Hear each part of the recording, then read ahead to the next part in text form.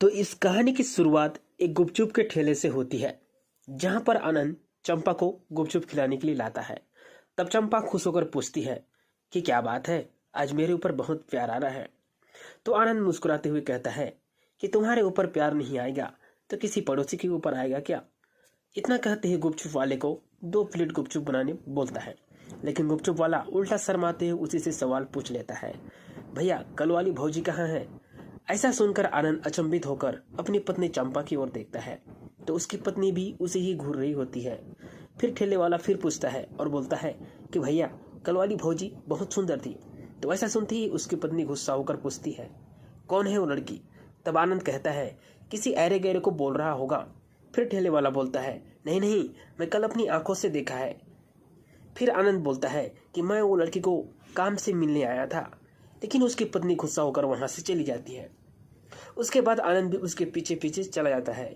इधर गुस्सा के मारे चंपा घर में आके अपना सामान पैक करके निकल ही रही होती है कि तब वहां फिर आनंद पहुंच जाता है और उसे रोकने की बहुत कोशिश करता है और कहता है कि तू मुझे गलत समझ रही है। फिर उसकी पत्नी बोलती है, मैं बिल्कुल सही समझ रही हूँ, अब हमारे बीच कुछ नहीं रहा। फिर आनंद बोलता है, एक बार तो मेरी बात सुन लो प्लीज। तो चंपा बोलती है, ठीक है सुनाओ, कौन है वो लड़की। फिर आनंद कहता है, वो लड़की से काम से मिलने गया था मैं, लेकिन मैं भी नहीं जानता कि वो लड़की कौन है। फिर उसकी पत्नी पूछती है, क्या काम से मिलने गए थे। आनंद कहता है कि मैं वो नहीं बता सकता। फिर उसकी पत्नी कहती है कि हो गया ना बात साहब, ऐसा क्या काम है जो मुझे नहीं बता सकते। उसके बाद उसकी पत्नी गुस्सा के मारे वहां से चली जाती है। उसका पति उसे रोकने की बहुत कोशिश करता है, लेकिन वह नहीं रुकती है। फिर उसके बाद उसके पास एक फोन आता है और वह मुस्कुरा के बात करते रहता है। उसकी पत्नी यह सब छुप के से देख लेती है। इधर उसका पति किसी से मिलने की बात करता है। उसके बाद उसका पति मिलने चला भी जाता है। उसकी पत्नी भी उसका पीछा करते करते चली जाती है। इन दोनों की बात करते हुए वहाँ दूर से देखती रहती है। इन दोनों की बात करते हुए वहाँ देख बहुत गुस्सा हो जाती है। इधर ये दोनों बात करते ही रहते हैं कि वहाँ इन दोनों को रंगे हाथों पकड़ लेती है और वहाँ अपने पति को कहती है कि बीबी के गए हुए 1 घंटा भी नहीं हुआ है और इधर अपनी सेटिंग के साथ गुलछरा उड़ाने आया है।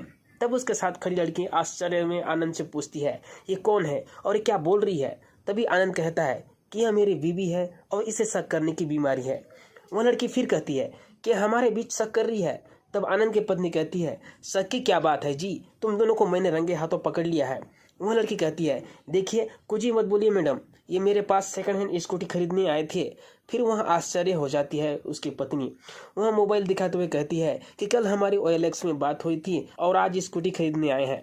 चंपा आनंद से कहते हैं कि आपको ये सब पहले ही बताना चाहिए था ना। तो फिर आनंद कहता है, कैसे बताता मैं, कल तुम्हारे बर्थडे में सरप्राइज गिफ्ट जो देना था।